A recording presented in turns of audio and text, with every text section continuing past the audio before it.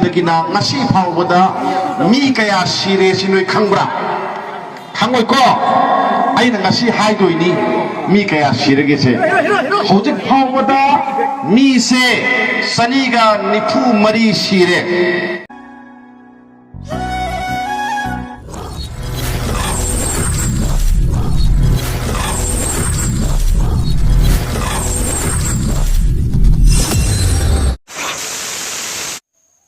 hi ma'am अहम मक्तदा आइगी channel की video engagement पुनः मकबो आइगी व्यूअर्स हैं आइगी सब्सक्राइबर्स हैं बो सनातु मेयर पोना इकाई घुमना उत्सरी आइना ngasi पूरा लाइव वीडियो से मैम थंबनेल दो उमदसु तुम खंबिरामने मे अहुमदगी कांगलुप अनि की इरांगना मरम ओरगा मी कयम सीखरे करम कम जाति की मी सीखरे हाइबदु मैम आइगी वीडियो सिदा येगा खमिनसे काकाम की वारोनी मैं पुनः तमिल रगा खमीना से अदो अखोगी सैदा मणिपुरदा हतक थोइबा लान हाइतारदी ममांगी सहीगी मे अहुमदगिना ngasi फावबदा मी कया सिरे Shenoy खंगब्रा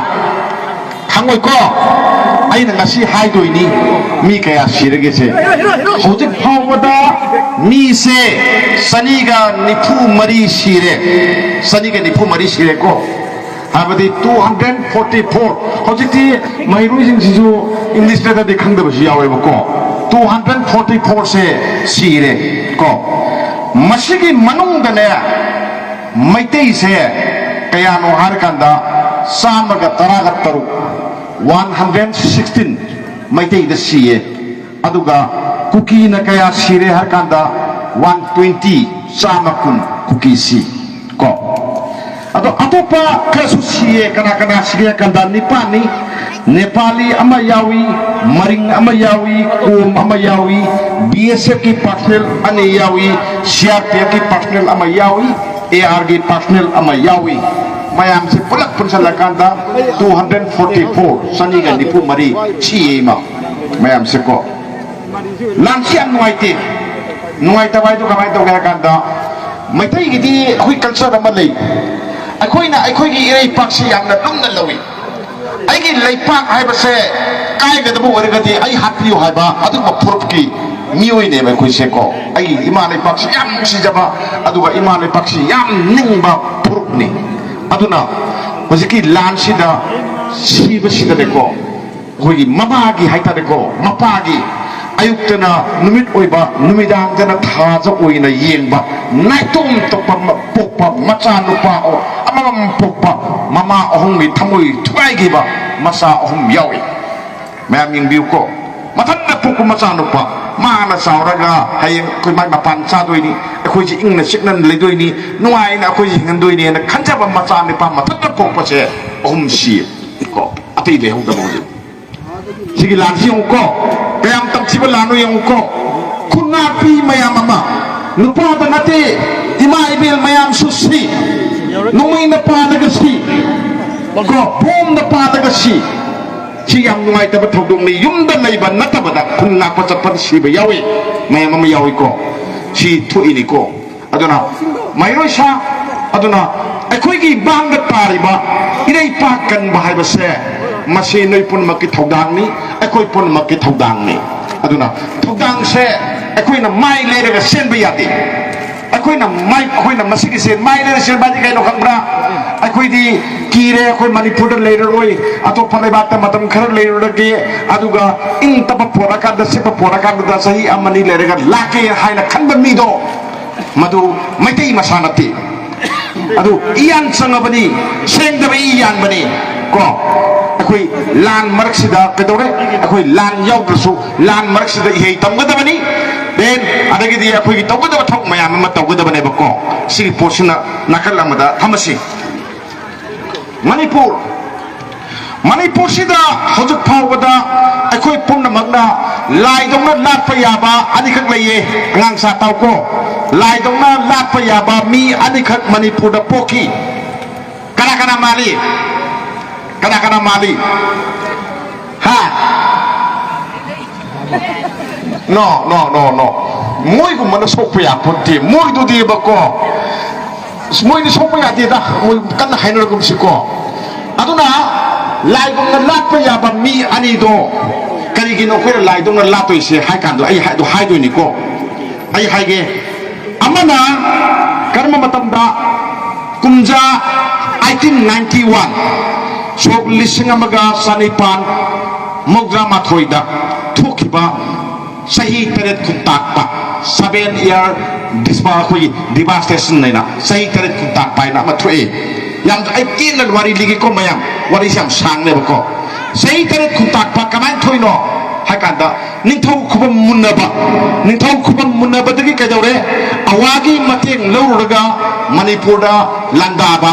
landarakanda madu ngamakanda awaning thau sakibo wasakto ngate na awana amug landarakpadagi manipur si maithi banangba dagi hekta maitai haibla se uga dum hatpa nupa hat kani nupi hat kani ko alla manjing se ka manung da hoijale dana tauko no yang tauko ka manung da hoijale dana aduga mok se mai tharaga hal laga hapa mok se mai thare dana ka manung sida aduga hara ko hara ni dana for fulani dana aduga sianba nupa bayam se kubak sida yairi saina leng do ni ko leng etana pareng leng ga ne ada minai dong puri ni para puri ni ko minai o hindo ni ko ada ko brahmada awada minai o ina yotokiba sahi tare sida akoi manipur sida mi akoi sahi tare kundak pasin loir kanda mi lak ma phau leram de mai te se ko lak ama suna leram de ado ngasigi akoi mikha ponba manipur se manipur oina puru de manipur oina de ma leram me ko maram di akoi si yekna bana pai ga bani awar loksan ga bani kandan ba karam ta lekra bani akoi loina sil bani ko matam du da alok thore e ko kana thorak ya kanda Gambhir Singh ni mayam na hainai du ni ko maitingu Gambhir Singh kana gumba kharana kari hai magi maming se tahoko Gambhir Singh dia to maming ama kari kawi sing question den nongden khomba singlen nongden khomba kawi ma se ko mana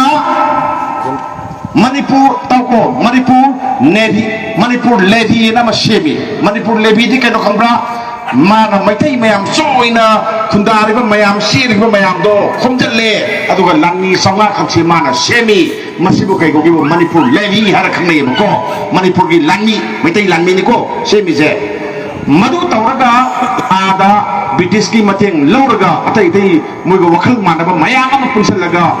Manipur da amuk landar kanda awa lepas awa se tanthok paniko awa se tanthoe brahma tanthokre aduga Manipur se ngasi ekoi ngasi leiba phangiba mafam sida lepaga ekoi na makoi koloi minglen se saitha jabunga mi se aduga maning thokduna piram mane bako Manipur kalamba kanano hai taragadi ai jahir duni Gambhir Singh magi atopa maming abakali ko ba silen nongden khomba hangani ko matanda sahi taret kuntakpa awagi miot minay mayam dagi maitay simbo kalamba Manipur kalamba adugumba ningthong to ay ko'y nangasi lai kung nalapa yay ko atop pa ama kanano kangbra sige nupa siya hosik laigi deba ko laigi deba nupa siya nakarimba hingam batoba hando ina sa suko parma ba ko hojik ta lady ba lusing ba ne lady sing se mana sai do tan phu ko mayam ji di ba ko ti phu do yani simin sa ga di phu do yani mana kanano khambra yes right so me janan neta hitam irabo khabaj ko lamjing ba harasu yai lamtak pa harasu yai lamjing ba irabo harasu yai yan yami magi kuloi minglen si yan yami ko janin neta hijam irabor mayam na hui lamjing ba jiniko lusing ba irabor hai siniko masi magi pulsi se hek hobadagi lui ba phaw se awani ratin zil da mayam masangi ko ningthogi masa no pi lawi ko masa no pi law se kamay tawge bu mangonda ningthogi masa no pi law gi damakta ma se hoi ningthogi loksa la ye ba ko loksa ti kai no law ni ko law si pari se yakhai sa ma ga pija ni mangonda अदगी मासे panchayat member हापी panchayat member जे जज निको अदुना अकाबदा दोलाई तोंबा अकुमबदा सबुल तोंबा हाइबा मैतेगी अदुबा थौबा मी अमनी अचौबा मी अमनी को मदु मा पामदे को अदुना कायले थंदा माइ फम थादोखी को अदुगा मासे मणिपुर कन्नडबगिदमक्ता मिरोक ओइखी यामी मागी थतो वाथोक मयाम जिंजे आइना लिरगदी आइना पुसनगिबा मयाम से पुया रोयबको मागी मतंगा आई पुदे हाइदे अदबमा आई हारम कामबनी तंग हारम देबको अखोइना मणिपुर सिना इंडिया दा तिल्लबा मतम सिदा इंडिया ना मणिपुर ने नागालैंड ने अदुगा मिजोरम ने अमना त्रिपुरा सिने स्टेट मरी से पुलगा पूर्वांचल प्रदेश को बा अखोगी स्टेट अमा तोखाइब स्टेट अमा पुनचलगा सेमगेना थौरांग तवे